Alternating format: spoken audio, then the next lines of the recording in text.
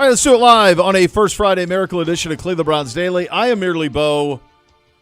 He is the great Z. Look at your boards. Getting ready, baby. On to Baltimore, baby. That's right. We're on to the Ravens. Baltimore. Let's go. Let's go. Let's go indeed. How you doing, buddy? I'm great. How are you, man? I'm not bad. Not bad at all. We're in similar, same but different. Yeah, different, kind of Same, similar. but- similar. Where do you got different? Ooh, I went. Both went blue. Both went blue on the pant. Look at this and I got. Oh, you really got look at the full. I'm like a You have to Dallas coordinate. Cowboys. You have I'm to like the Dallas coordinate. Cowboys You are over like here. the Cowboys. A lot of different blues. Was I the first one that made you aware of all the blues? Yeah. Yeah. That you really like. Like, I mean, when you- I wasn't. You're not my eyes. You, I'm not you hard aren't to see. colorblind. You're not hard to see. You can see it. But really, you brought it home. You crystallized it for me. Yeah, it's a lot. It It's is. a lot, and it's pretty classic. It all works. You know, it's funny. For a long time, though, I did believe erroneously that the pants were silver. So I think you maybe are the one that made me realize that they're actually not. Kind of like a light bluish, silverish green sometimes. Yeah. Yeah, the story with that wasn't it Tex Schramm 'Cause he thought made it him that looked cover because it silver? would look silver on the television. But how would silver not look silver? But then what's amazing is they just stayed there. yeah, they're like, yeah. Like they just now we're in HD. Now we're in HD, and they just stayed there. Yeah. Well, now we're going to go light blue. And perhaps they appeared silver when I was a young man. Could have on And now the it's just standard more def. obvious that they're right, that they're not. Yeah, could have been that way. Absolutely on that side of things, my friend. We are on to the Ravens. Practice should be wrapping up here shortly here at the CCMC. Updates for you as that goes along in terms of our side from an injury standpoint. Alex Wright not practicing. Coach when asked if Wright will have to go on IR, he said we'll see. So that is not particularly It's not great. encouraging He's for been playing. guy we talked about yesterday with Hoff. Yeah, he's been playing so well for the Browns this season, and the guy that and you look at two of the guys that were young that you thought were going to be in line to secure their futures for themselves and perhaps even generations with type of money you can make in the National Football League. MJ Emerson goes down before the season, and now that I don't think this will be that long term that it would affect Alex Wright to that level, but it always does when you miss, and it's been kind of like you missed some games last year. Yeah. It just kind of adds up, and I'm sure it's something that's in negotiations. But Alex Wright, 3 sacks, 9 tackles for loss. That's second most on this team. So, yeah, he's been having a fantastic season. He's got a forced fumble as well, 24 tackles. He's been good. I mean, when you think about Miles' side and then you think about the other side, which is McGuire. So Miles has 11 sacks, 17 tackles for loss. The other side's not going to match him on sacks, so you're going to have 4 sacks. But to have 15 tackles for loss from Isaiah McGuire and Alex Wright this year is darn good. Your two ends, basically, if you throw in the other, Cam Thomas, because I put him on the Miles side of it. So that side's got 18 tackles for loss. The other side, 33 tackles for loss from your defensive ends in 9 games is outrageous. That's over 3. It's 3.5 a game. Yeah, and it's a good example of team building in the sense of you have a superstar in Miles who you are compensating well, and then you can't do that on the other side, so you have to hit on draft picks that have to be developed. Third and a 4th rounder, right? And they developed them, and those guys lived up to they exceeded their draft value and are playing in a position now where you feel very good about where you are on the defensive front.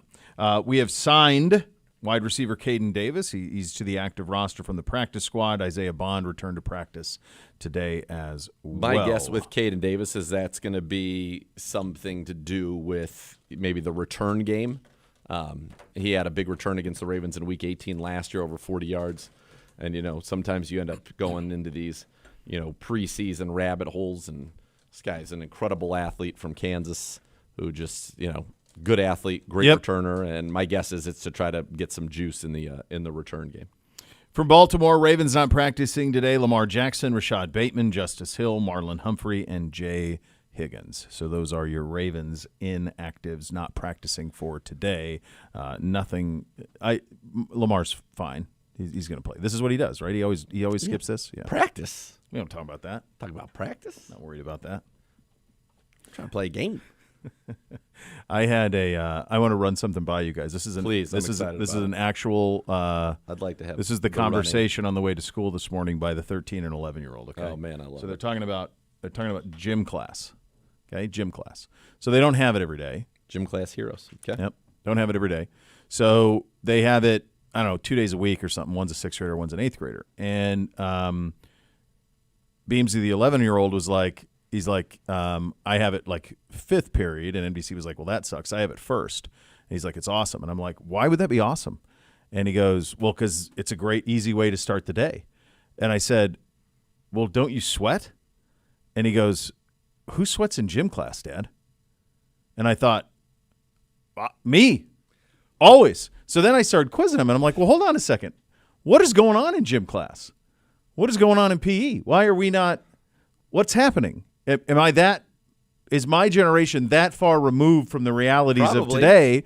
And I came to the conclusion that yes, it is. So I don't know. Now, rural Montana, so maybe it was very different, but we had gym class in elementary and middle school every day. Yes.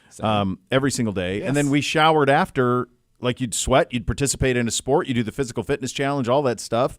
A lot of times a little Lord of the Flies, like dodgeball and stuff, or indoor field hockey or whatever. You beat each other up, and then you go back. Like by the time that I got, yeah, absolutely every single day. Middle school is when we started showering. I don't think they had that on our like elementary. You're probably school right. campus. It was middle school. I think you're right. I think it was middle school for the showers. Yeah. But like in middle school and even in high school, I mean, some of it would be like there'd be, a tennis thing where you'd learn how to play Of tennis, course. and then you'd like pickleball. First time I played pickleball was then. tennis. That didn't make it to California. Yeah, we did it. 6th grade. I remember playing pickleball, and badminton, and golf, and Everything. Everything. Yeah. Football, but then we would golf, have all like flag football, and then Yes. we'd have like a league Tournaments. basically. Yes, and then we'd play basketball. Okay. Yeah, of course. Did you have this here? I was a sweaty, disgusting mess. Yeah. That doesn't Like surprise me. I mean, Right. everything that you could play. Yeah, you just Yeah. go, and then you do it for the hour, and they'd shower. You give you the Yeah. last 10 minutes to shower, then you go back to school. Yeah, That was it. Like like we had they're an Olympic competitors, size. aren't they? In there like trying to compete and play sports. I mean, that's what we were. I don't doing. think that's encouraged, that part. What That part. competing. In the gym class. I don't think that they can force that now. So, and then in high school, we had advanced PE, which was the last period. I had it my last 3 years of high school. It was advanced PE. We did it. All the athletes did it. We did it the last period of school, and our football coach ran it. And we basically just played basketball and football and lifted weights and golfed and bowling and all that type of stuff is what we did. But yeah, no, they don't. Like a lot of times they'll just kids will just walk around. What? Like, what is do you going mean on? It's not. Help me. What do you mean? They don't pit them against each other to like be competitive. Why? I don't know. And they don't have it all the time. This is what's We have wrong. young kids in there. Did they have PE every day in like middle school, elementary? Yeah, Dr. J did. Even had the pacer test. Yeah, we do that. They have that too. The pacer test. Beamsy just did it. Yeah, they still have that. Over here, gym class MVP. I was ready. Of course. I don't get. That doesn't make crazy. any sense to me. Like high school, we had an Olympic-sized pool. Yeah. On Fridays, it was water games. The coach would throw you footballs as you jumped off the Olympic high dive. Yes. I'm like, this is great. Yeah. Like, let's go. Yeah, they do the swim. They have the swimming Yeah, thing. you got to like that's do. part You of got to it. the tread for X natatorium number thing, of whatever. minutes, and you got tests and little Yeah. things like that. Or but in the gym, 100%, you were running up and down the floor playing. Yeah. We had like a Hall of Fame, a PE Hall of Fame. Like it was. Yeah, I buy that. There That's were in- standings, on- and yeah. people would draft, and like. Well, now I bet they wouldn't do that anymore because people's feelings could get hurt in a draft. So what do We're always they? worried about What feelers. do they do in PE class? Well, like they're playing. are they on their phones? Are they allowed to have their No, phones? no, I don't think it's that. But like they're NBC was telling me that he does like they're in like a football period right now, and he's like in Division 3, and I'm like, how would you be in Division 3? Like you actually play football? Yeah. And he's like, well, there's nobody else that can really catch or whatever. And I'm like, oh, well, I guess that could be part of it. I don't even know how you would do football in a gym. I have no idea. But it just blew my mind that they weren't like working out, sweating, showering, going back to school. And I guess I maybe this has been this way for a long time. And I just was. I maybe mean, I just don't pay remember the attention. first. I don't know. The first year. I don't know in 6th grade if you showered after PE, it but was like middle definitely school after for sure for 7th. So for us, middle school was 6th grade. Got 6 it. to 8 was middle Yeah, school. same. yeah, but so like we did 6th grade, you shower, were still trying to figure it out. Like 7th grade, you're like, wait, I got to shower. Yeah. I mean, I don't know oh. about you guys, but PE was a time for competition, and then if you were the winner, which Yeah. Yeah, you have some success. peacocking around a little bit, and Dude, it was my Attracting the answer eyes to the of- kids of who the were, ladies? of course, and it was my answer for the kids who were good at calculus. Well, you guys can have that. I'm good at this. Yeah, this is what I do. You're good in there. I'll do this. Yeah. Yeah, I don't know. Who sweats in gym class? God, man, what is going on? We got to get back to every I day. think they just walk. I think they just What'd he walk. say? He goes, I did both. You did both. Yeah, same. Yeah, I did not. The I was- calculus I was part a was not great. scholar- a Was scholar- not good at a that scholar part. athlete. What choice did you have under that yoke? None. It was not going to be a whole lot of lenience, I'm guessing. I mean, I remember, and I'm glad that they did it in retrospect. I remember when I got into Emory and everything was great there, and I was like, all right, so last semester, I don't want to take all these AP classes. I want to do nothing. And they're Yeah. like, no, you're taking them, which I'm glad I did because it got me out of a whole year of school. So that ended By up the way, this from Adam Schefter. Lamar Jackson didn't practice today due to what head coach John Harbaugh said is knee soreness. The team does expect him to practice on Thursday. Yeah, I bet. Much ado about nothing. Duh. That's what we said. I know. Duh. Winning. Yeah, he'll be just fine. Just fine. He's gonna be just fine here at this point. I feel like from their perspective, like they knew once they lost those games early and they had those injuries, it's almost like they had use the word calculus. They had that in their head of, okay, we can be 1-5 and we're fine. It's more important that we get healthy Yep. for this stretch of games than for us to rush people back. And they even held him an extra week. They massaged a win after the bye week, which was surprised huge. me. They beat the Bears. They beat the Bears, With and it was on a Zeke. short week for them because Yeah. they played Thursday, and That was then they coming got off them their back. bye. Yeah, It was right. coming It off was their coming bye. off their bye against Chicago, but then they played Thursday night that week, and Lamar came back. Yeah, you're right. Uh-huh. So that was their short week. So Yep. they kind of massaged it. They I like got it. him another 10 days Yeah. of rest between games to be ready, and now they can make a run at it. And you know, as we've said They many most times, certainly can. they're right in the middle of it. They are right in the middle of it. I had a really interesting conversation with a guy that covers the Bengals this morning, Mike Petraglia. We were talking about Joe and Yeah, to what play does he him, make not of to this? play him, and what does all he of make this. of it? And he goes, well, like Joe wants to play. And Joe is of the, I guess with all the injuries, Joe has come back sooner. We're gonna have to call him Burrow. He can't be there's another Joe That's- quarterback. that's We're gonna have to go with Burrow and Flacco. Last names only. I feel like Joe Flacco is, I don't know that I've ever called Joe Flacco anything other than Joe Flacco. Yeah, I don't think I've ever called him Flacco or Joe. He's always Joe Flacco to me. Yeah. Even when he was here, I felt like And he was Joe Joe Burrow Flacco. is typically Joe Burrow. Most time he is, Yeah. yeah. Probably Joe Burrow's Joe Burrow. Yeah, that's probably true. Maybe it's something with Joe. I don't know. But anyway, he said that, you know, he always comes back sooner. They're going to put this, it's his left foot where the injury is, not the right. So it's not his plant foot. It's not his drive foot. It's his step foot when he throws. So there's a little bit of validity to that. They're going to put this thing in to protect it. He goes, well, let me just ask you this. If he wasn't hurt and the record is what it was, if they were 3-9 or whatever, would he be playing? And yeah, you would be, of course. But with him, there is the caveat of he's been hurt a lot. And they're in this spot where he can't really improve upon points per game what Flacco's doing. No. That is not the reason that they are losing. That's what I said to him. I said, Mike, can he play defensive end? Can he play Exactly. safety? Can Joe Flacco play safety? Like, what's going to help you? But their big consternation down there is that front office did not address safety because they really have a massive hole in the secondary, and that they didn't address that. They really haven't addressed it really since Jesse Bates. Honestly. Well, I was going When to they say, let him go by the to way, who's Atlanta. pretty darn good for Atlanta. Yeah, They and let him has go. They just let him go. They franchised him 1 year, and then the next year they were like, well, we just can't sign him. Mm-hmm. Really? Yeah, and Hendrickson's not going to play this week. He's doubtful. You think he's in a hurry to come back? No. I don't have a contract going forward. No, and the other thing, and this will dovetail into I know what we want to talk about here at the end a little bit. Al Golden coming in as defensive coordinator. So in their game last time they played against Chicago, where they really blew it, their defensive players didn't know where to line up.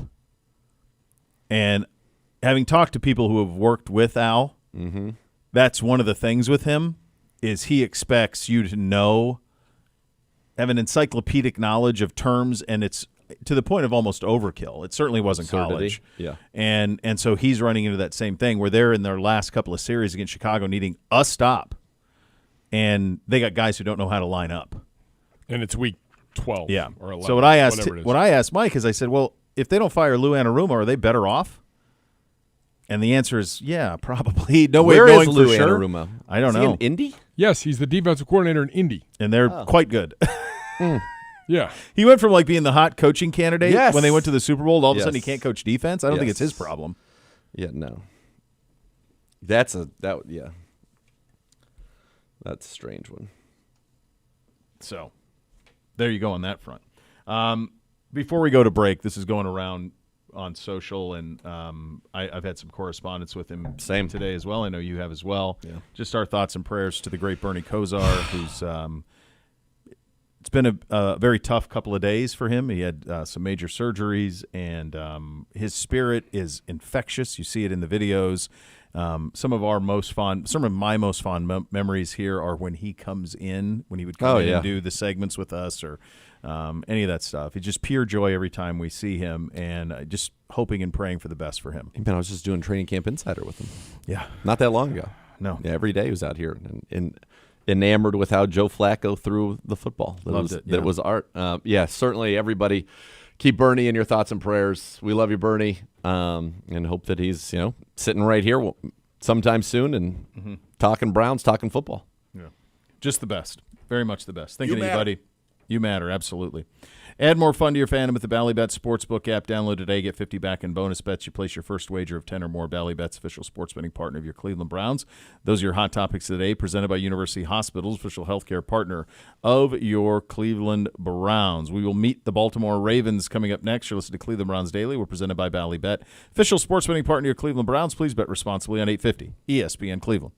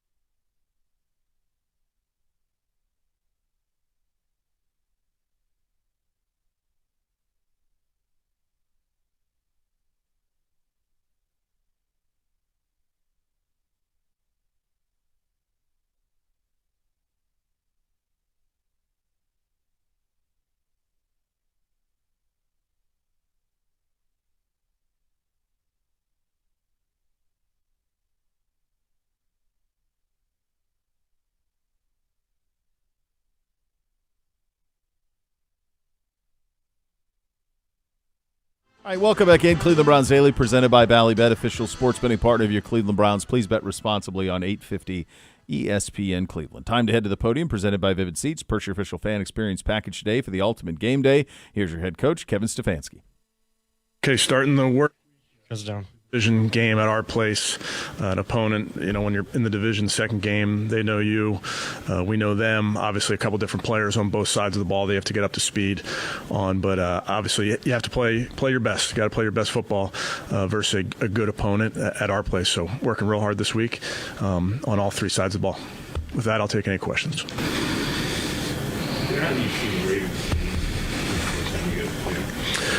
Well, I'd say some new faces in there. Get some guys that were injured, didn't play in our first game, and now are back. Moving, had the trade there, a couple trades there on defense, so moving some pieces around to different spots. So just evolving, I would say. Have you identified, Kevin, more of the issues on the coverage units in your film study? One more time. On your guys. After letting up punt return and special teams. Yeah, we looked at obviously, Jeff. You look at the scope of your team every single week, and certainly we didn't do a good enough job in this last ball game, and it's a major focus of ours. And we're looking at any area that we can improve it. Kevin, this is the sixth game in a row against the Ravens that you've had a different starting quarterback. What challenges does that present? I think it's no different, Tony. We talk about this every week.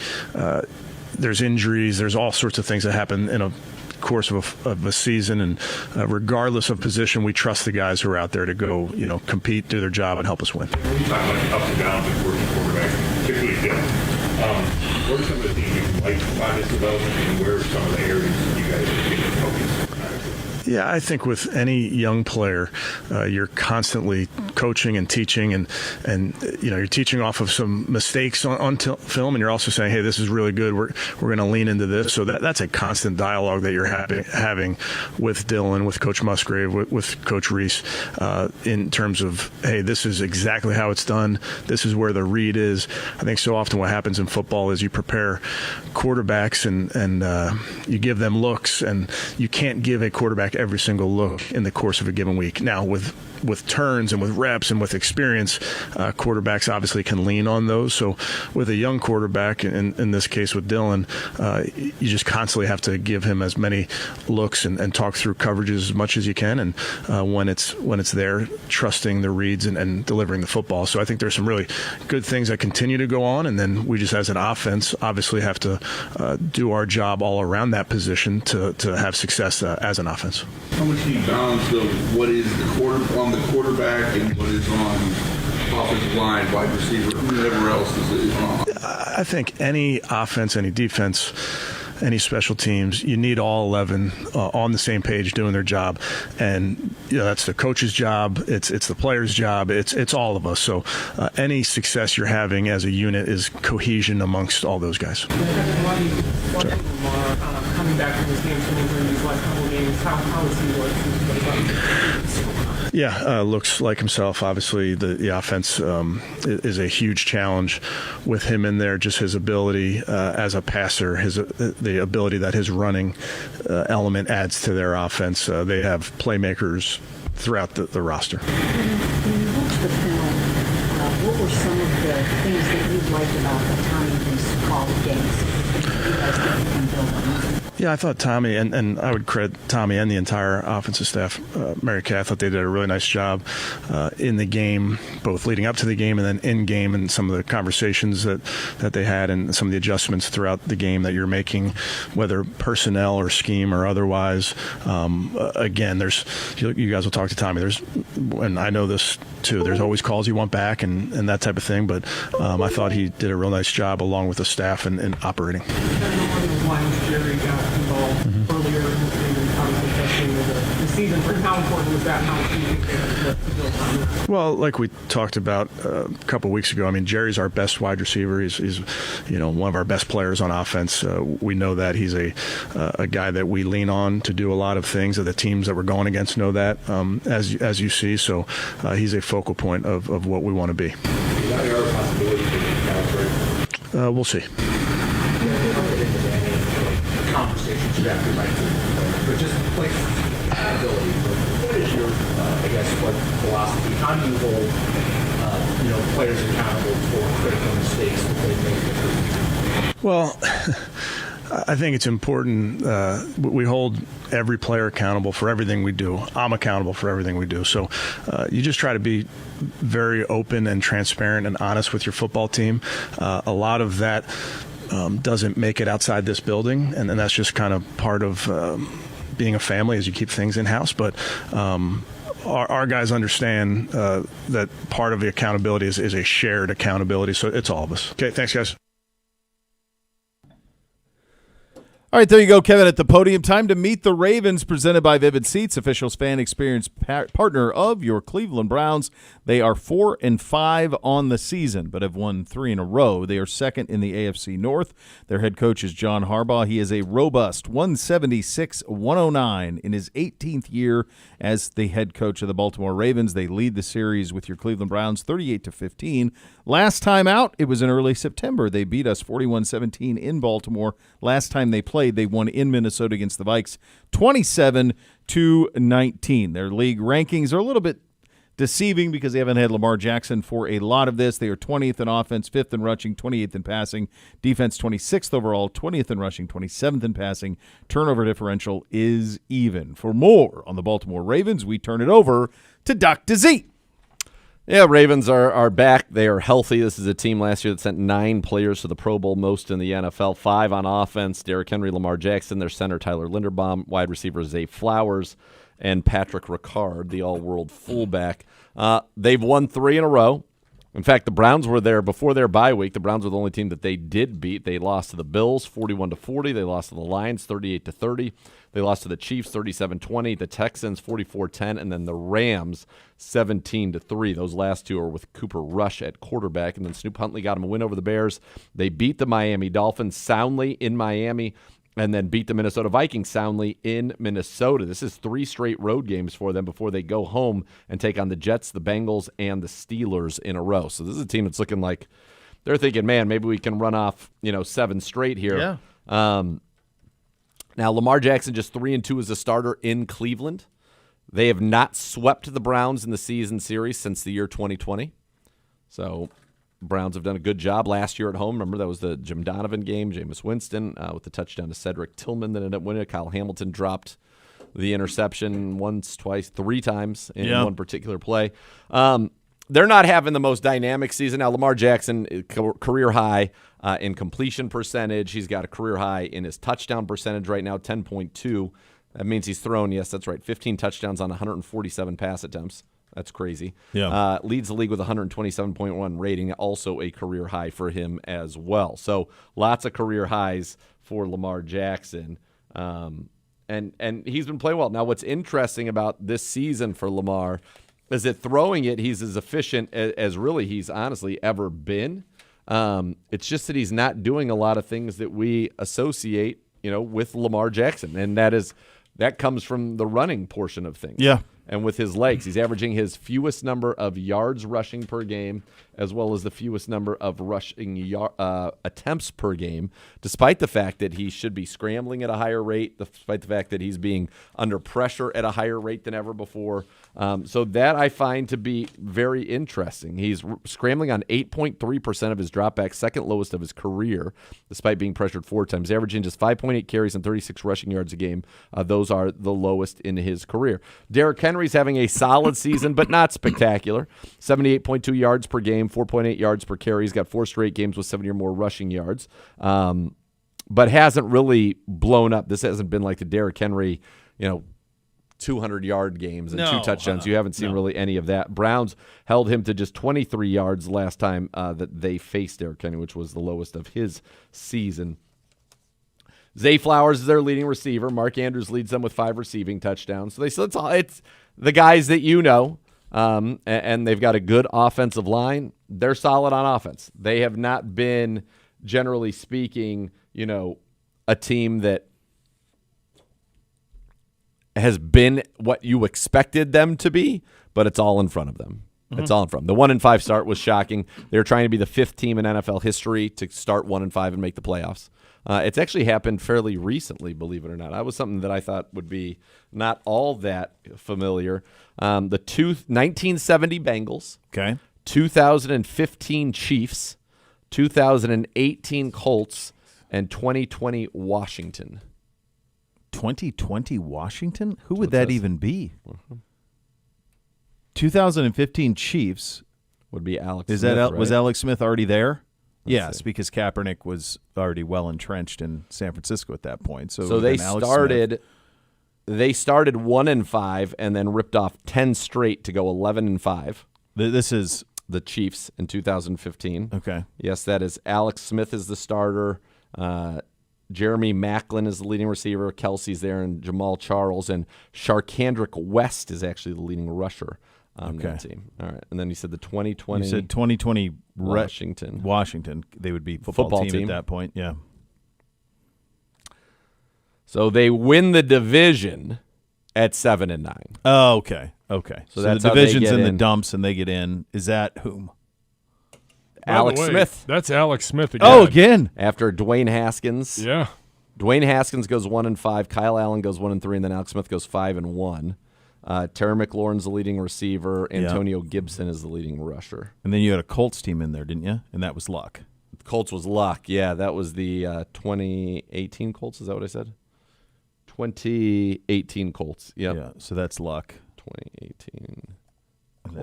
That one makes sense, but I would not have had that. That the other two were both Alex Smith involved. They go 10-6. Their only loss was to the Jags. They lost 6-0 to the Jags in December after starting 1-5, and then they ripped off. Basically, they went the whole way. Yeah, Luck. Is that the team that lost to Kansas City in the playoffs? Yeah, they ended up losing to Alex Smith in that. Or 18? That'd be Mahomes already. Year one, Mahomes. They lose 31-13. Mahomes, Tyreek Hill. Oh, yeah, all that. But, that was that Colts team. How is that long ago? I know. Colts team had Andrew Luck. T.Y. Hilton was leading receiver, 1,270 yards. Eric Ebron had 750. The big tight end on North Carolina was drafted by I believe, the Lions in the top 10. Yeah, I think that's right. Yeah. And Marlon Mack was their leading rusher, 908 yards and 9 touchdowns for Marlon Mack. The Andrew Luck retirement is a wild sliding doors. Dude, we were there.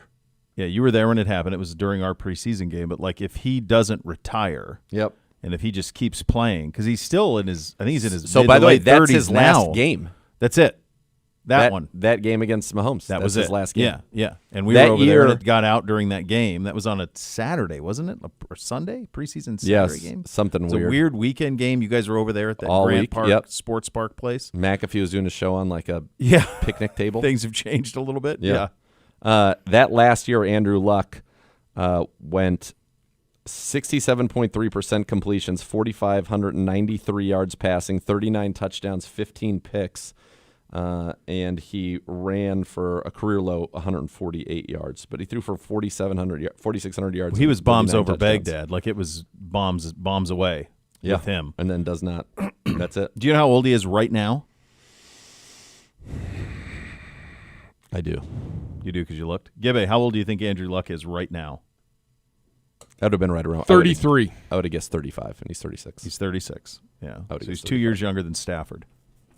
So it would have been very reasonable for him to just to be in the middle of all of this. Yeah.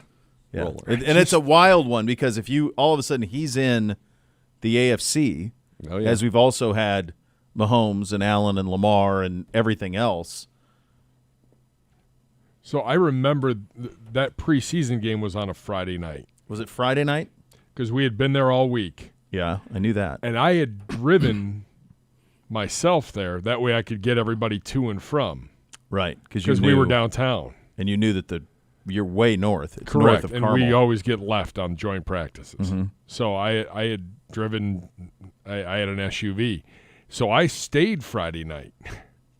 Oh. After the game, I stayed, and our good friend Laura Chapnick, NFL producer extraordinaire, was like, "Hey, are you in town?" I'm like, "Yeah." She's like, "Are you seeing all of this?" And I'm like, "What are you talking about?" Yeah, that was – well, he had to leave the game. They had to have that press conference right after or during the game to announce it. He was booed. He was booed. Yes, which is crazy. Yes, he was. And then he continued to live there until recently. Nobody heard from him for years. And then I think one of the Sports Illustrated or ESPN guys got in touch with him and talked about how he still drives by the facility every day. Now he's the general manager of Stanford football. Yeah. Which is crazy. That is crazy. Then they have an interim coach, and I have no idea who they're going to hire for that program. That's one of those jobs. If I were Andrew Luck at Stanford, I know we have college football Nate coming up. Oh, baby. I would say, you see what Vanderbilt did? That's what we're doing. Yep. And I would take your multi-billion-dollar endowment, and I would set aside about $50 million and say we're going to get good at football in a hurry. Where are they? What do you mean? Palo Alto. What? It's too easy.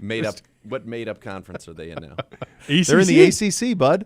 It's a huge mistake that the Big Ten did not take Stanford and Cal. I don't think it doesn't hurt the Big Ten to have not taken them, but they should have. They should have taken them. I mean, the Big Ten's fine, but they should have taken them both. And then you wouldn't be in the position that you're in where you have the basketball coach at UCLA, the coaches at Washington going like, this is untenable. Like, we can't. You really should like have just had the whole Pac-10 come into the Big Ten. Yeah, they should have just kept those, and they could have ran. Here's a wild idea, and I said this, 1,000 times in Columbus. We're going the same just way. take all of the Pac-12 and all of the Big Ten, Pac-10, Big Ten, whatever you want the numbers to be, 12 and 12, however you want it to split, and then just play the championship game at the Rose Bowl, and then you have some sense of tradition that's still there. By the way, I don't know if you have this in college football, Nate. I don't. I saw it. You know where I'm after we going? had put it together. Okay, so UCLA's not going to play in the Rose Bowl anymore. As their stadium? Yeah. Why not? They're going to SoFi. I don't like that. So they played in Going over well in Pasadena. They've played. Oh my God, they've played in the Rose Bowl since 1972. Yeah. Okay. Before that, they played at the Coliseum. So then they played at the Rose Bowl since '72. So they're moving to SoFi. It's basically half the distance from their campus. So instead of 25 miles, it's 12, which is fair. Maybe their student body will actually make it to a game. Yeah, but at the same time, like Ohio State plays UCLA on Saturday, the spread is 32.5. This is UCLA. Like, they're not SC. I know what UCLA is. I know I'm well read on this. But like the idea that UCLA is playing in Columbus on Saturday is 32.5. That is a bigger line than Ohio State had against Ohio. That's crazy. DTR is not walking through that door. That's right. Cade McDowell either. We just talked about the upcoming Raymond game. Want to attend in VIP style? Head to vividseats.com/Browns. Purchase your one-of-a-kind fan experience package today. A little preview there of college football, Nate. It's coming up next. You listen to Cleveland Browns Daily. We're presented by Ballybet, official sports betting partner of your Cleveland Browns. Please bet responsibly on 850 ESPN Cleveland.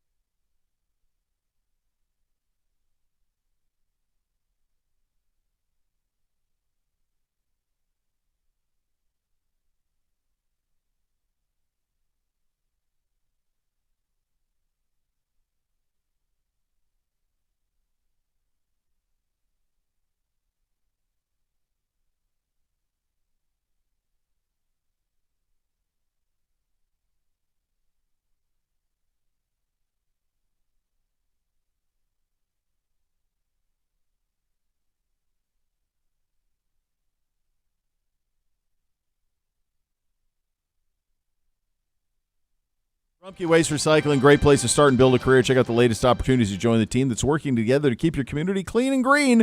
Learn more at rumpke.com. Time for the segment that continues to sweep the nation. It's your one-stop shop for football of the collegiate variety. It's time for 4 Downs with college football Nate and your Uncle Bo. Hello, Gibby. Hi, gentlemen. How are you? Good. Hey, so SoFi, going back to that UCLA, Yeah. did they just offer him a ton of money, or did No, UCLA reach out to SoFi? UCLA reached out. Pasadena's suing him for like $1 billion. Here's the Reasonable thing. crash out. Here's the crazy thing, though. Like, there isn't anything else that's housed at the Rose Bowl. Yeah. So to me, it would open up, like, just kind of like, well, what are we doing with this thing then? Which would suck. Have you guys been I've to the never Rose been. Bowl? Yes. Awesome. It's as if God created a place to play football, is what it is. And the reason they do that kick time the way that they do is so that the sun hits the San Gabriels as it's setting, all of that. Whatever you think it is on TV, it's times 1 billion when you're there. It really is. It's Yes. but Stunning. It also makes no damn sense that it's UCLA's home stadium. Like, to defend them a little bit, it's 26 miles in Correct. Southern California. So that can be an hour plus, easy, depending on what's happening with those freeways. So that doesn't make a whole lot of sense either. So, but it would suck if it goes away because I don't know how you maintain it for 1 game a year. Yeah. I mean, how do you maintain a football stadium for 1 game a year? Doesn't Yeah, seem like because it you're makes not. sense.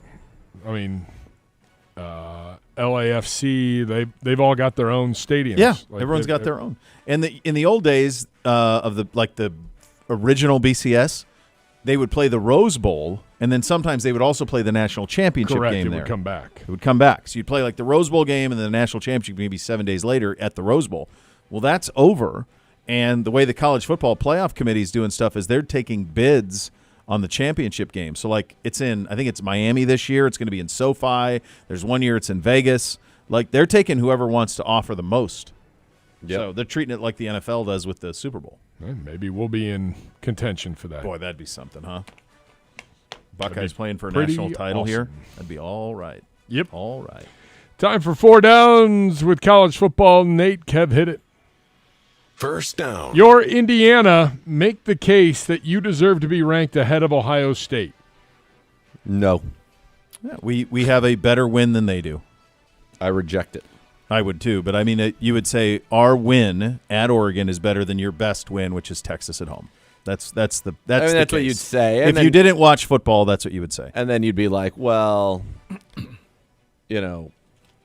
as they said, he was asked, their coach Signetti was asked before the Penn State game, like they had not won in Penn State, and maybe Never had ever. won. They'd never won. And he's Indiana like- has never won in state. And he was like, yeah, well, that wasn't this team. This team, it's not, and we're going to go win. And Yeah. they did. So I think he would say, you're talking about Ohio State, but they haven't played this Indiana team. We're better. Yeah. That's what he'd say. There's no case to be made. Here's Can anyone make a case? Yeah, the case that I just made is the case you would make. You would say that they are undefeated, Ohio State's undefeated, Texas A&M's undefeated. Of those 3 teams, the most impressive win that anybody has is them going to Eugene and beating Oregon. Yep. That's what you would say. Yep. But you also have to watch and they're really good. I'm not besmirching them. They're very good. And they're very worthy of being ranked 2nd or 3rd or whatever. But you can make the case, and that's the case you make. If everybody on both rosters was draft eligible, sure Mendoza's going to get picked. They have a receiver, Surratt. There's a couple of defensive players. It would be Mendoza, and I can think of everybody's draft eligible. So Sayan's draft eligible, Jeremiah's draft eligible, and at least 8 Buckeyes before they pick another Indiana player. I think that's fair. And I don't think So- you would take Fernando Mendoza ahead of Julian Saint. No, you wouldn't. But I'm saying he would be He's their highest drafted. 100%. Yes. Yeah. And there are 8 Buckeyes in before you pick another. Yeah. Regardless of the order, he probably would go. I mean, who knows? People don't like when I do this, but to me, with college football, because it's entirely subjective and nobody plays the same schedules and all of this, I always think about, like, what would the line be? The Buckeyes will be favored. So, well, yes. So there is a hypothetical line out there that for Ohio State, Indiana in the Big Ten championship game, and it's Buckeyes 5.5. Mm-hmm. So that's a pretty respectable line for Indiana that it's only 5.5, and that tells you how good Indiana is. Because I think Ohio State would be favored by at least 3.5 by everybody in the country. They'd be favored by 3.5 at Alabama, at A&M, Georgia. All of it would all be minimum of 3.5. So they're in that vicinity because Ohio State versus either Oregon or Notre Dame. I want to say Notre Dame was 9 and Oregon was 9.5. So they're giving Indiana's good at 5.5. That's very respectable. About the only teams in the country that would be smaller dogs to the Buckeyes would probably be Alabama and Georgia, maybe Texas A&M. Where's Big Ten championship game this year? Indy. Back in Indy? Yeah. Good. Yep. Now that could end up being an Indiana home game. No. Ooh. Buckeyes haven't played over there since 2020. No. If they were they to get over the hump this year, finally. If they finally do what's been a long Expected. time coming, I don't even like talking about it, but if they do, then I think you will see a Scarlet C in Indianapolis for that game. All right. No. Next. Second down. All right, I'm flipping second and third down because this one correlates with this. Did Gus Johnson's call of Saturday's Indiana Penn State Classic actually ruin the game? No, it's absurd. It didn't ruin the game. Did it enhance the game? Is it a shame that we're sitting here talking about Gus Johnson instead of talking about the incredible catch by the wide receiver or Mendoza leading them down the field, their season kind of on the brink, all of those things? Yes, that is a shame. And it's absurd. I listened to it. It was absurd. It was absurd. And I think, it's one of those things where I think for Gus Johnson, it's very hard because what kind of put him on the map years and years and years ago was, that he did have that emotion and that passion and that it was exciting and he would enhance a moment with his calls. But I think when it becomes year after year of that and you subconsciously, I would guess, as Gus Johnson, that becomes more like your shtick, and so you keep ratcheting it and ratcheting it, and you maybe don't even realize you're ratcheting it to the point where now it becomes it's absurd. He got the job because of March Madness and how he called March Madness games. That's how he got the job at Fox. Ha ha! Right? All that. That's like 20 years ago. Yeah. He was the voice of the Browns' Season of Dreams, 2007. Yeah. He had the all Browns great, every week. Yeah. He's a great dude. I think also too, like, he has had to call a bunch of garbage games. Mm-hmm. So when he gets a good one, he really ratchets it because that big noon kick, you're stuck. You can't ever put Oregon there. You can't put USC there. You can't put West Coast teams there. It's so limited what you can put. So, like, they take the Buckeyes a lot. Like, don't be shocked if next week Ohio State Rutgers is noon. And you go, why would they ever do that as big noon? Because the Buckeyes rate. And Rutgers is the New York market. Right. Well, it's the Buckeyes. And so, like, if you're Gus, you're going to call a game where Ohio State's a 30-plus point favorite. And like, when you finally get one, you're all in. I will say, though, like, my kids revere him because of the world-famous Ohio State Buckeyes. Like, that's for them, that's on the banks of the Olentangy, Keith Jackson, right? And I like Gus. I do, too. I like him a lot. I thought that, I agree. Too much. And I think there are times where not every play it has to be a home run call. It happened to Tess. Yeah. Who, when we had Tess in here, I love Tess, but he's built for college football Saturday night. Yeah. Monday Night Football isn't always. That's why he does Monday Night Raw. Right. He's probably great at that. I'm sure he's fine. But, like, he's really good on college football Saturday night. That's who he is. Yeah. I think Gus Johnson is awesome. Yeah. Yeah. But, like, I think he started to get into, when he was calling Marvin Harrison Jr. Maserati Marv, and that was like. He does that with the Buckeye guys because he has so many games. Like, he's calling Julian saying, I think, Jay Cool or something like that. And I've never heard anybody in Columbus calling that. I think he just makes up. I just thought, seeing if it takes off. Nobody called Marvin Harrison Maserati Marv. No. It's just unfortunate to me that because I do think Gus Johnson is excellent, but that this was so kind of over the top that's what people are talking about. I mean, think about it. It's Wednesday. Yeah. There's an awful announcing article about it. Now people are coming out of the woodwork to slam him, which I hate. Yeah, I don't like that either. And they're like, oh, he's jumped the shark so many times, it's like might as well be SeaWorld with all his like over-the-top theatrics. And you know what? I have it. I think he doesn't get a lot of great games, and so when he has one, he shifts it into fifth without taking the progression I to also get there. think you just don't realize when you have a shtick. Yes. And I'm not saying it is just a shtick, but it feels like a little bit of one. And then, that's my calling card. Yes. You ramp it up beyond what became your calling card subconsciously. A perfect example of what you just described, I think, and I love him, revere him, is Nance sometimes at the end of the Final Four, where he would force those lines that felt, he does it at the Masters sometimes. It's like, oh, that was probably a bridge too far, Jim. Like, you're the greatest, but that was probably a little too much. So I do think He you is the become a greatest, yeah. prisoner of all that, Right, So I because think people it have an happens. There's an expectation that you're going to do that. There's an right? expectation that if you listen to a Gus Johnson game, he's going to be like He's going gonna do that. bonkers. Yeah. Next. 3rd down. The Big Ten will end up, fact or fiction, the Big Ten will end up with only 3 teams making the college football playoff. I think that's right, and it's funny. I'm looking at the most recent bracket, and the fact that you got to get some of these teams in here is just ridiculous. I know that. I mean, and maybe I'm wrong but like in the most recent one, South Florida's in. Yeah, group of 5. You got one group of 5. What's the point? It's to avoid litigation. It's I just get all it is, It's avoid antitrust. So maybe a group of 5 team gets into like a play-in game, like they do in the tournament. Now they play-in games, and like they don't get to play in, and they're not going to make it. I don't know. It just it's tough. Yeah, I think that's exactly right, because it just feels like there's too far, given that teams have to be in that aren't in the top 12 to get USC or Michigan up there. All right, so here's the scenario how they get 4. Michigan beats Ohio State, right? Here's the scenario how they get 4. I'm going to pretend you didn't say that. Okay. USC plays Iowa this week.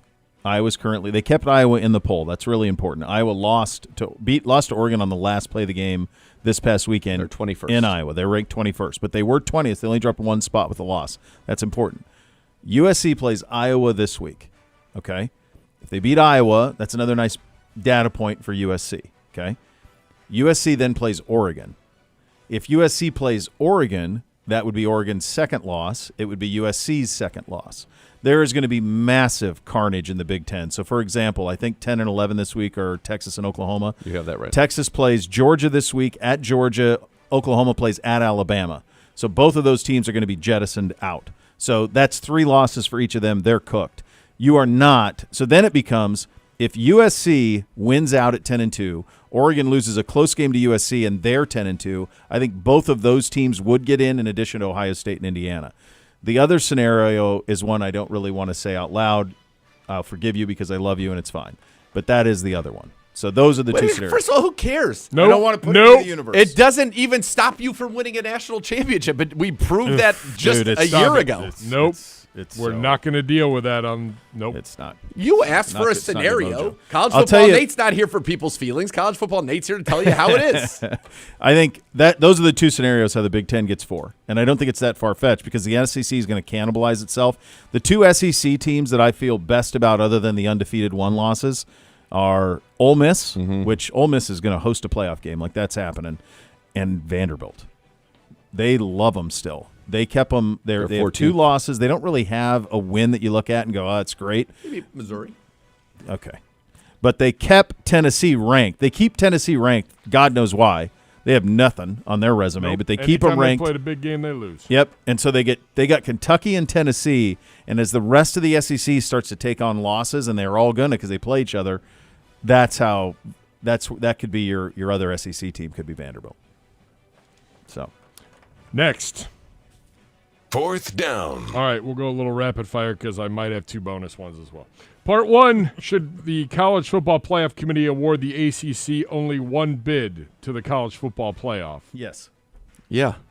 Part 2, Unless somebody is deserving of it. Part two, instead of basing the bid on a team's record, should the committee just roll with the best student experience as the criteria, since all these teams suck in football? What are you, now I got to judge student experience? Hold on. Well, you know what I'm talking about when it comes to the student experience. I do, yeah. No. No. No, Gibbe. I do not. Would you, if you had to? I mean, You want me to I'm rank assuming these by I'm assuming student it's Florida State or Miami for you. Those are both great. I don't know if they still are. I did see the story this week in one of the publications here in the state that Ohio University and college enrollment was down 17% year to year, and much more than that over a 10-year period, because all these kids are going south. They're all going south to college. They're all going to places. Arden Dre's going south. Yeah, she's going south. All these kids in our town are headed south. Like, they want to go someplace warm. They don't want to deal with it. So, yeah, and I think all of those experiences, going to a lot of those campuses I've been to, you get it. Like, it's pretty great to not have to deal with winter. It's a win. Yeah. Real quick, bonus part one, you need one quarterback to win you a game. Indiana's Fernando Mendoza or Alabama's Ty Simpson? Fernando. First of all, it's fun to say. Second of all, I just watched him do it. Yeah, I mean, he's pretty clutch. I don't You don't like either one. I don't love him. I like saying better than either one. But if these are going to be the top two quarterbacks taken in this draft. They are. Yeah. I would probably go Mendoza right now just because I've seen him do it most recently, and I saw him go win at Oregon.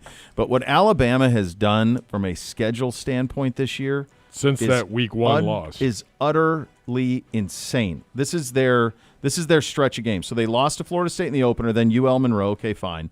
Then they played Wisconsin, Georgia, Vanderbilt, Missouri, Tennessee, South Carolina, LSU, Oklahoma.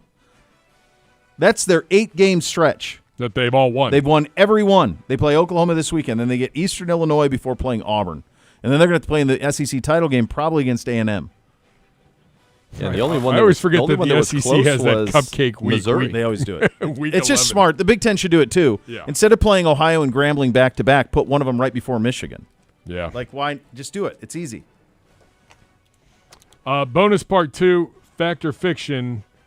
The Kent State Golden Flashes, winners of the Wagon Wheel in last night's rivalry win over Akron, will finish the season 6-6 and get a bowl bid. They're 4-6, home versus 5-4 Central Michigan, and at 2-7 Northern Illinois. Yes, they will. The Chippewas are tough, but they're going to get it done, and then they'll go at what's it, Northern Illinois? Is that like the Huskies? The Huskies. Yeah. It's a brutal drive. I'm going Illinois. to say fiction because Kent State football can't have nice things. Sorry, G-Man. No, I say fag, G-Man. What is your problem? I do think I think Wagon Wheel is an awesome nickname for a rivalry, though. That's really cool. That hurt me. That they won't make it? That I'm hurt rooting me for that you. you feel that way. That you can't have nice things, or that the Wagon Wheel's a nice G-Man, thing? college football Nate said it's done. Can I sneak in a third bonus? Yeah. Are there really 25 teams in this country in the FBS that are better than North Dakota State? God, you've been dying on that for 4 weeks. Yeah, I think so. I don't. I think so. Like, the beloved Bobcats are ranked third in that poll, and they usually play play North Dakota State very close. They usually play for a national championship. I think they're third. Montana is You've been second. dying to ask that for weeks. All right, I'll get it in here for him. This is my reason for it. So just depth of talent, right? North Dakota State, undefeated. They've won the FBS a bunch of times. Montana State, who is a rival of theirs, plays them very closely, very similar talent-wise. Montana State played at Oregon week 1 and lost 59-13. So, it's like, okay. Yeah, it's the depth of talent. It's usually in the trenches. You just don't have the trench warfare for it. Join us at Huntington Bank Field on Sunday, November 16th, 4:25. Browns take on the Ravens. Salute to Service Celebration, proudly honoring military heroes throughout the game. Lock in your seats today at clevelandbrowns.com/Ravens. Jerry Jeudy with Z coming up next. You'll listen to Cleveland Browns Daily. We're presented by Ballybet, official sports betting partner of your Cleveland Browns. Please bet responsibly.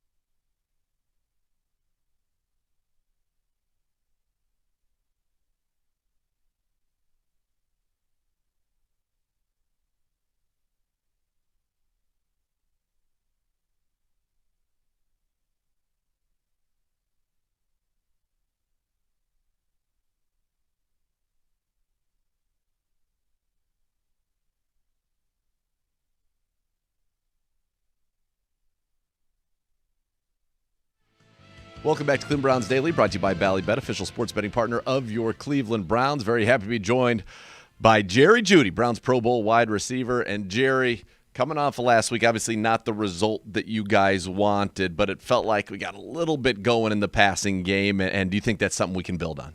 Yeah, of course. Clearly we didn't have the game that we expected to have, but, I feel like we steady progressing, steady improving, and that's all we can ask for, and hopefully we come out victorious next week. It felt like there was an emphasis to get you the ball, get you going. I've kind of likened it a lot of times to a scorer in basketball, right? Get him the ball, let him see the ball go through the net early, get him in the rhythm. This game, 12 targets, he had season-high catches and yards, had the touchdown as well. Did you feel like that was something that Tommy Rees wanted to do, and you guys were able to execute it? Yeah, that's something Tommy was emphasizing during the week and just getting me involved, getting me going, in the first half of the game. And I think he did a great job of just getting me involved, and Dylan just did a good job giving me opportunities to make plays.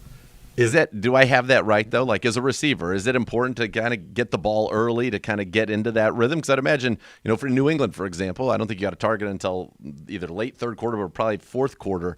That's got to be hard, right? Yeah, especially as a receiver, that's just another way just to get you going.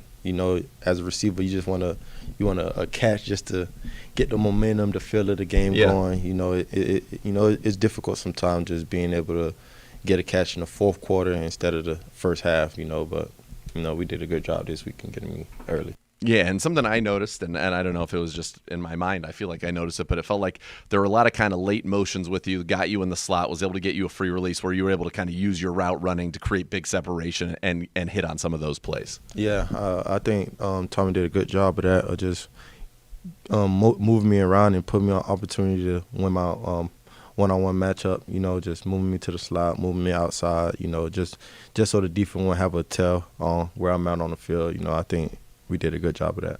There's still 8 games left, right? There's still a lot of time to kind of get this offense going where you guys want it. Have you seen kind of incremental stuff in practice that lets you feel like, okay, yeah, we're on the right path here?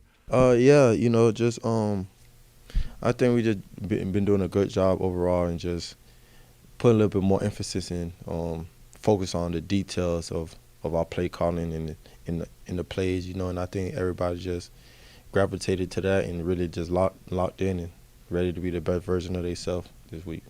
All right, opportunity to get back home, get in front of the home crowd, take on the Baltimore Ravens, team you've already seen once this year. They're trying to kind of get back into it in our division as well. What have you kind of seen as you've prepared for them? Anything change from maybe what you saw that they were doing early in the season?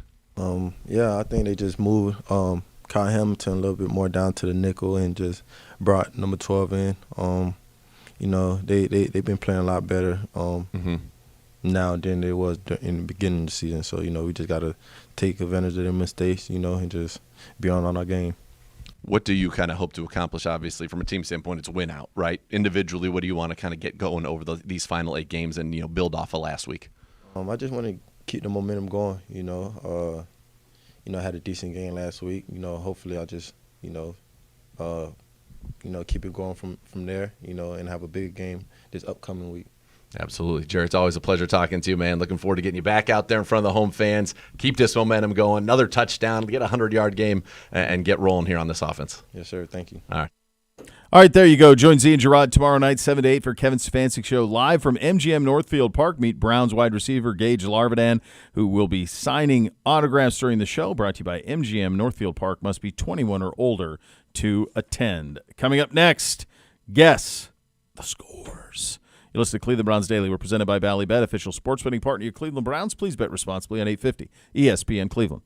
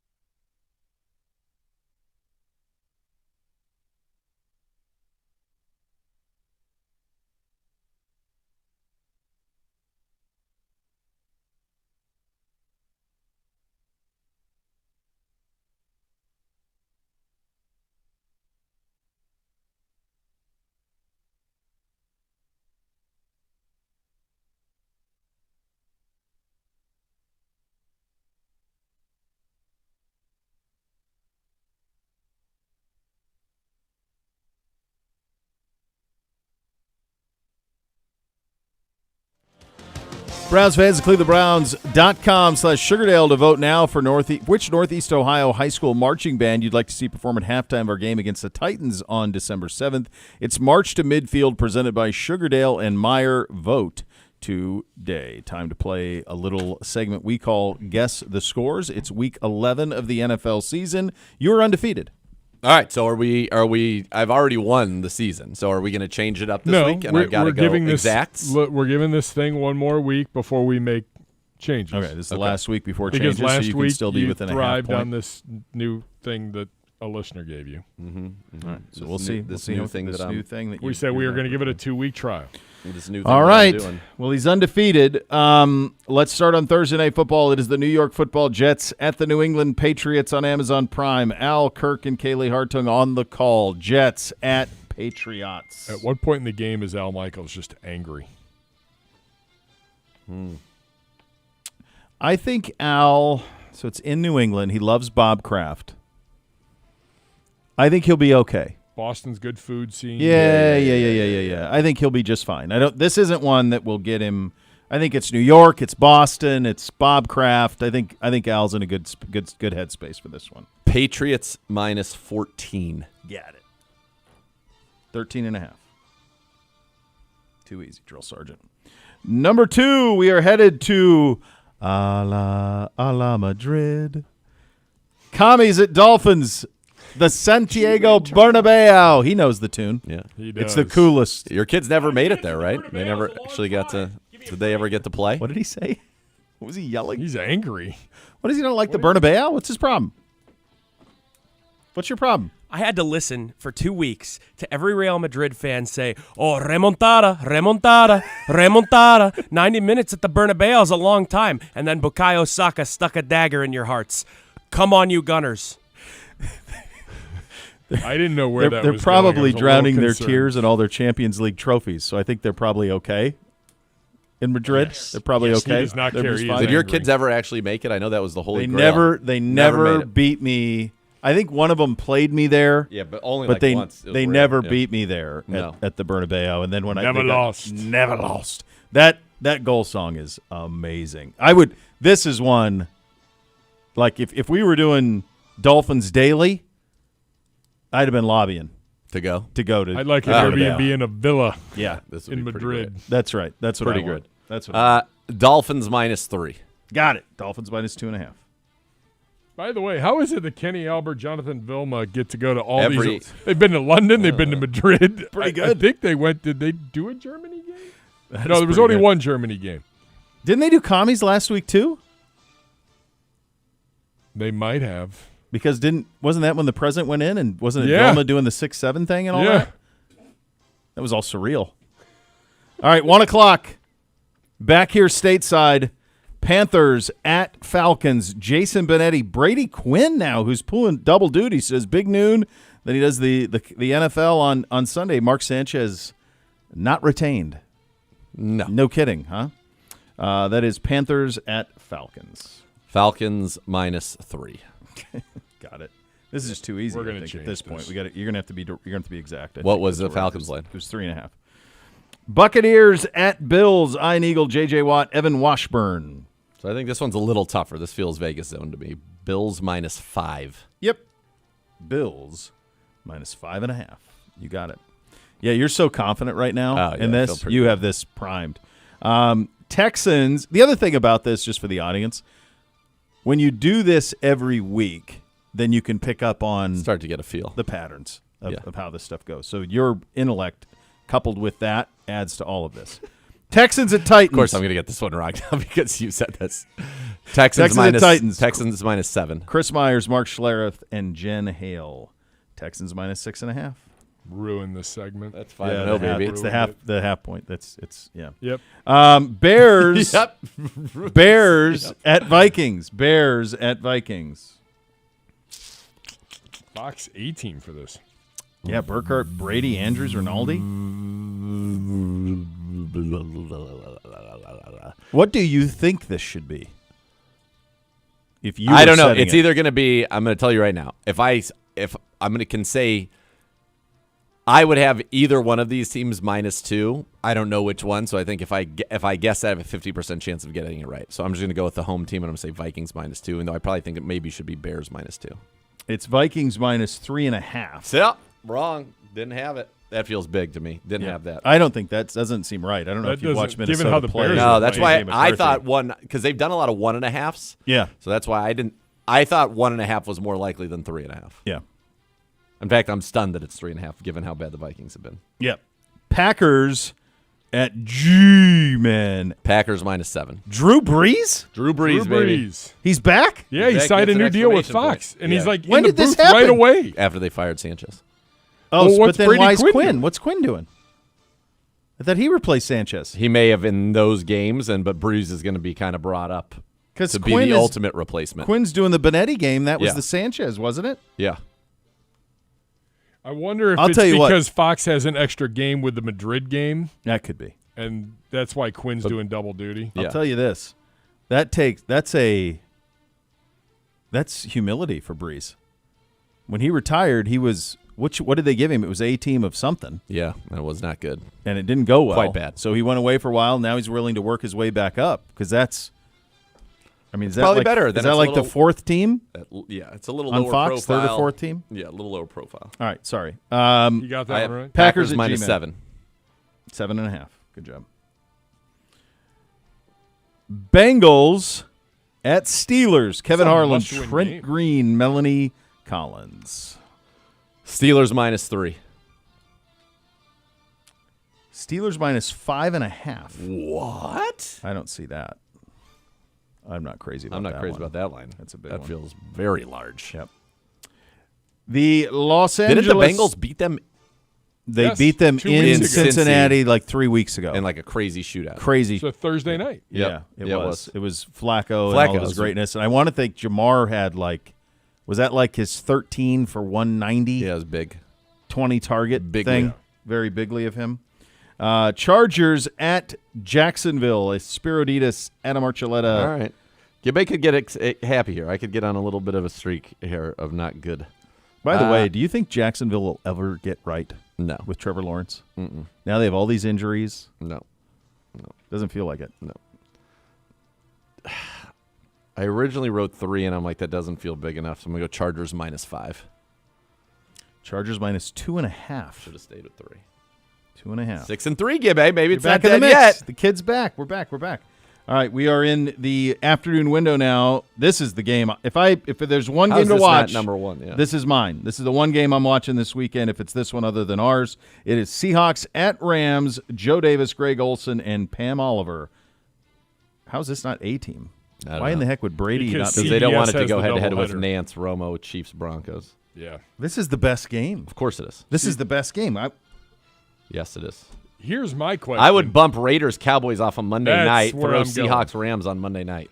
Why Yeah. is that not flexed? Can it be flex now? Yeah, you can flex anything. They must have said no. Why would you not take that? Seahawks at Rams? You know why? Because Dallas rates through the roof no Cowboys. matter what. who Yeah. they play every week. That's why. I mean, so it's we're gonna be- stuck. I mean, the Good 4 news, I don't have o'clock to watch you it. get from Seahawks Rams, Chiefs Broncos, Lions Eagles. That is a pretty good stretch to end your Sunday. 1 o'clock. Who's getting our game? Baltimore in the state of Ohio? Yeah, maybe. Probably not even all. Nobody. No. Probably just Baltimore and Cleveland. Probably. Because Cincinnati's at Pittsburgh, so Columbus will take that one if they're on different air. Let me see. CBS. They're at 1. They're at 1. Yeah, they're both CBS. So Columbus will take Cincinnati, Pittsburgh. So probably just in Cleveland and just in Baltimore will take our game. Inexplicable. Yeah. Ramets. Rams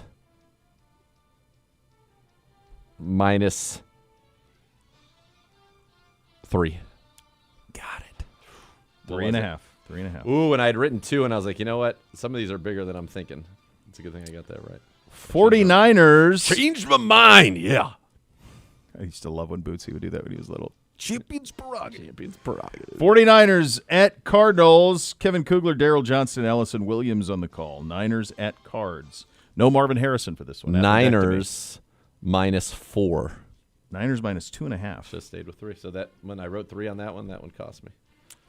Ravens at us. Andrew Catalon, Charles Davis. Oh, we're going to see Charles. That's exciting. Yeah. I love seeing him. That's great. Yeah. Ravens -8. Yep. Ravens -8.5. And that's a winner. Chiefs Winner. at Broncos. Nance Romo and Tracy Wolfson on the call for this one. Chiefs at Broncos. Chiefs -2. Chiefs -3.5. Should have stayed on the 3. They love 3.5 this year. Yeah, they love really it, do. man. I feel like you could just say 3 every time you get 2.5 or 3.5. All right, we're in prime time now. Sunday Night Football. I wish the Eagles were more aesthetically pleasing because I think this is a fascinating game. A.J. Brown wants out. He wants out. It'd be interesting to see if Detroit can impose their style on Philly. Yep. But it's Detroit at Philly, Tarico Collinsworth and Melissa Stark. I think the Lions should be favored. I really do. I don't know that they are going to be favored. So this feels like I should probably take Eagles -3, which I'll do, but I think the Lions should be favored. I agree with you. You did the wise thing. You've chosen wisely, in the words of the old man in The Last Crusade. It is indeed Eagles -2.5. Okay. So another dub for Why you. can't it just be a pick'em? Why can't we have pick'ems anymore? They're allergic to them. They're allergic. They don't do whole numbers anymore. There's no 3. There used to be so -6. Yeah. All the time. -4. -7, -4, -3. Pick them. None of it. It's all They clearly have deduced that they make more money by having no pushes. by doing winners and losers. Yep. Yeah. Even when they lose. Raiders at Cowboys. Raiders at Cowboys. This could go in any number of ways. Raiders at Cowboys. Cowboys -6. Cowboys -3.5, which is weird to me. But another win for you, 9-6. Yep. Good job. That's right. Some interesting games. I love Seattle at Rams. Oh yeah. I think Lions and Eagles is kind of fun. I like watching Buccaneers and Chiefs, Bills Broncos, in the early by the window. way, this could be if the Broncos win this game. Chiefs could be in trouble, buddy. Real trouble. So, we talk all the time about Ravens, Bills, and Chiefs all, they're teams that can win the Super Bowl. If the playoffs were today, the Chiefs neither the Chiefs nor the Ravens are in. Yeah. Now, the Ravens, I think, will ultimately get in by winning their division. The Chiefs then would just have to displace the Jags. So it's not that unlikely. Yeah. But if the Chiefs keep losing, it's not a guarantee either. They are going to get to a point because they're not going to win that division.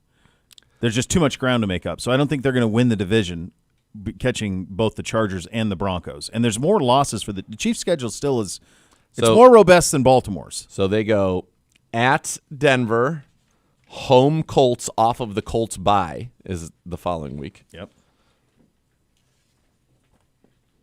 Get this thing out of here. At Cowboys, home Texans, home Chargers, at Titans, home Broncos, at Raiders. So Titans Raiders feels pretty good for them down the stretch. So they're 5-4. So let's say they split with Denver. They split we'll call it the Colts and Chargers, even though they maybe sweep those. So that would be 6-5, 7-5, and then they should win be the rest. They should be. So they'd be 7-6. They're probably due to lose when they're not. We don't expect them to. So though. 10-7. 10-7 puts you 11-6. in, but I don't think that's enough to win the division. No. But this is a big one. If they want to try to win the division, all of a sudden you beat the Broncos. Yeah. They fall to 8-3. You're at 6-4. Now we're talking. Yeah, it's a big week for them. Yeah. Some fun games in the once the sun goes down. Siciliano going to join us coming up next. You listen to Cleveland Browns Daily. We're presented by Ballybet, official sports betting partner of your Cleveland Browns. Please bet responsibly on 850 ESPN Cleveland.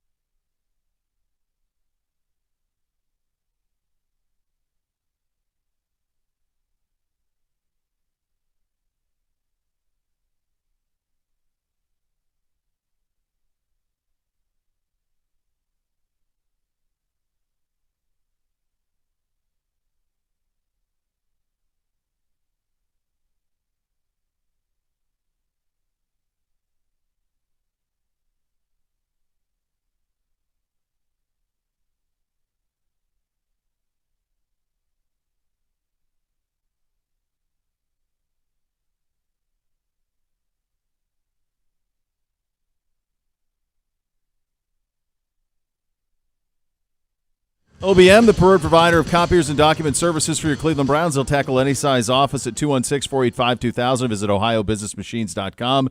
He is the voice of your Cleveland Browns. He is Andrew Siciliano, and he joins us from beautiful, sunny, gorgeous California, bathing, I'm sure, in Erewhon smoothies. Must be nice. Munching on macadamia nuts and Dubai chocolates. Ooh. While gazing at the Pacific Ocean that is cascading up against the side of his luxurious home. Yes. Pretty accurate? Not at all.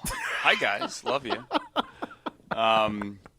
No, it's like 55 and overcast. I'm not asking for a cookie. Boo-hoo.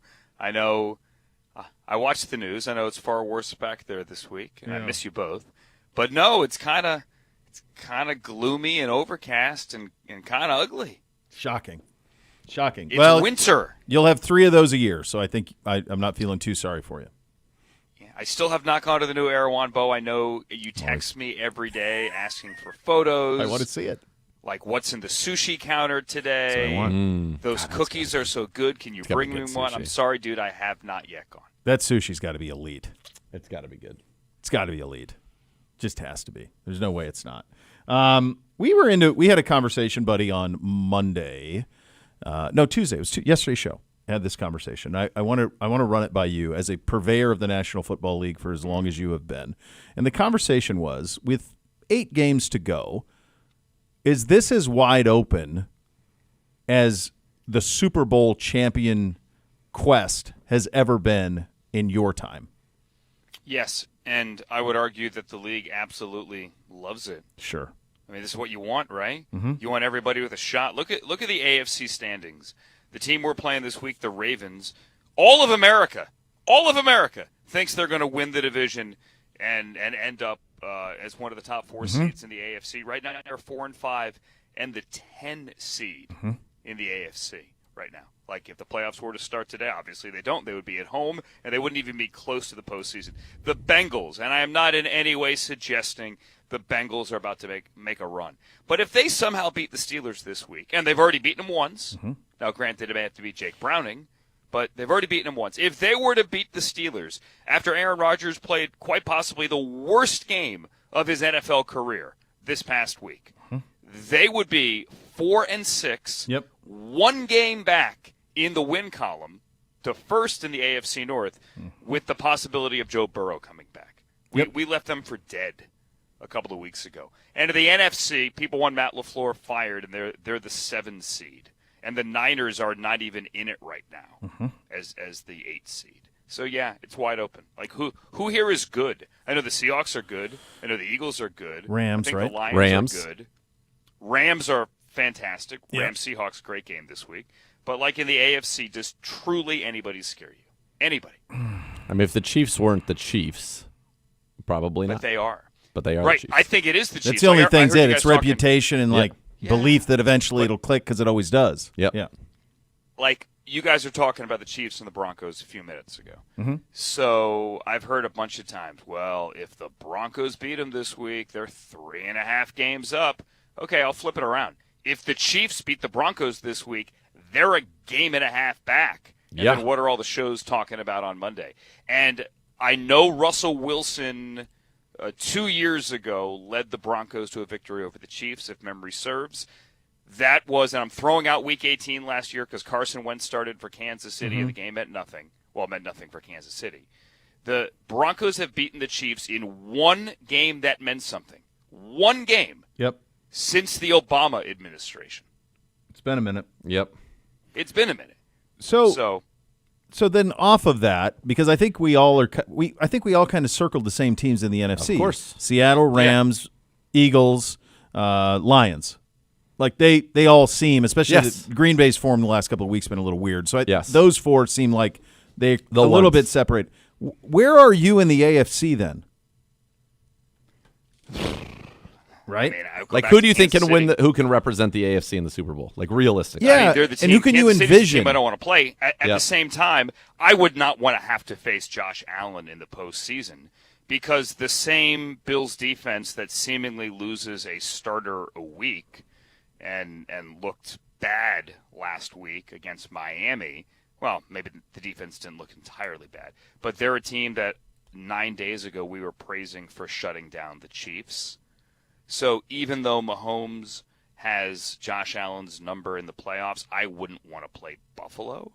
But I don't know that Indy scares me. I was gonna say, is Indy real to you or not? I think they're real. I think Denver has the defense to beat anybody in either conference. But just a hard way to do it. I mean, Bo Nix, I'm not sure.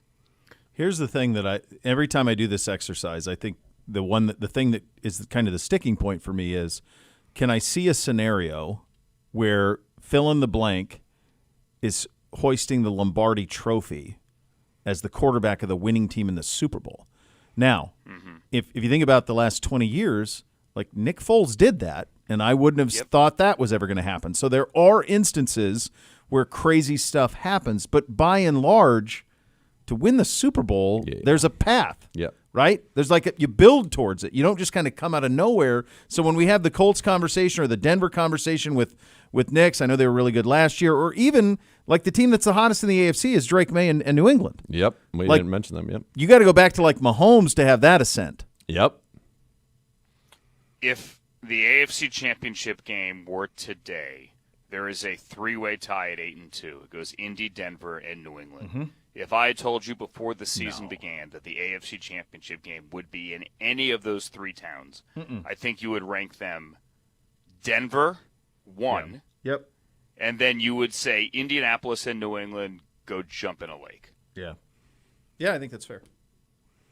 It's going to be interesting. I think that's why the playoffs are going to be so interesting, especially on the AFC side, because it is just so wide open. I think in the NFC, I feel pretty comfortable that's going to be one of those 4 teams. There he's running a business. He's running a business. Look at this. What are we doing now? Oh, Swag's peacocking around in a gorgeous blue got? suit. He's popping. I mean, he's living his best life. Yeah. It's a great swag. Amazing. Getting things built, running a business. No big Nothing deal. can keep It's him what down. he does. Nothing. It's really enthusiasm unknown for mankind. I mean, it's what Hey, he can does. I pull the curtain back a little bit? Yeah. Yeah. Well, maybe. So depends. when the music begins coming out of a break, as it did before this segment, sometimes the music goes for like 3 seconds, and Bo jumps in as the talented and professional host that he is, and he reads the promo copy to get us back from break. And sometimes it seemingly goes for like 3 minutes because Kevin is undoubtedly saying, "Hey guys, are you good? Oh yeah. You good? Yep. You good? Okay." So as we're waiting here, this music played a while. There's usually a funny anecdote being told or a joke being told before one of you says, "Yeah, we're good." Yep. So what was it coming back from this break? No comment. Thank you, Bo. You're welcome, Kev. And Kev, thank you. I don't need the dump button today. Thank you, Kev. Was that young Gabriel? No, that was Kev. Yeah, that was Kev. Oh, I'm sorry. Kev had our back. Yeah. Kev had our back. Yeah. I mean, you have a little. Sometimes you're in the middle of something. We got a little wiggle room. I get it. Yeah. I don't even That's the way it remember. works. Yeah, I'll tell you in the break. Yeah, remind me. So this was we asked Hoff this on Tuesday when he joined us. All these days they're kind of all different than just because of the schedule a little bit, and the Hoff coming back from Berlin. How do you determine success for this team in the second half? Your Cleveland Browns? That's right. And yours, yes. Yeah. Our. Yeah. Our. I'm here. Our. The and collective you're here. our. Isn't this Yes. our time, Mr. Hand? I would love. That's a great drop. I would love to Give say me some wins dap and here. losses. It's a good well, dap idea. actually, I'm not going to say would love. I will always say wins and losses. Wins and losses. Because if they're winning football games here, it shows me that the offense has figured it out, and there is something to build on for next year. I have caught myself a couple of times in the last day. Matter of fact, I might have caught myself on a text thread that the three of us are on Sunday after the game, looking at who won and who lost and what does next April look like. I don't want to be that guy. I will always root against the Jaguars this year, nothing personal, because I want to see that pick go higher.